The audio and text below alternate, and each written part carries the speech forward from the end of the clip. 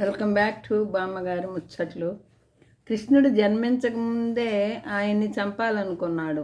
అది ఎవరో కాదు, ఆయన మేనమామ కంసుడు శ్రీకృష్ణుని చంపటానికి ఒక కథ ఉంది. పూర్వం మధుర నగరానికి ఒక ఉగ్రసేనుడు అనే రాజు ఉండేవాడు, పాలించేవాడు. ఆయన భార్య కొందరు స్నేహితులను వెంటబెట్టుకొని యమునా నది తీరానికి వెళ్ళింది. అక్కడ వాతావరణం చూసి ఉగ్రసేనుడి భార్యకి తన భర్త మీద మనసైంది. ఇది గమనించిన ద్రామిణుడు అనే రాక్షసుడు ఉగ్రసేనుడి వేషంలో వెళ్ళి ఉగ్రసేనుడి భార్యతో గడిపాడు. వచ్చినవాడు తన భర్త కాదని తెలిసిన ఉగ్రసేనుడి భార్య ద్రావణుడిని, ఒరే రాక్షసుడా, ఒక పాపం అని ఒక శాపం పెట్టింది. ఒరే రాక్షస, నీవు చేసిన పాపానికి నాకు పుట్టిన వాడు హరివంశంలో పుట్టినవాడు హరిస్తాడు, నాకు పుట్టినవాడిని అని చెప్పి శపించింది అనమాట.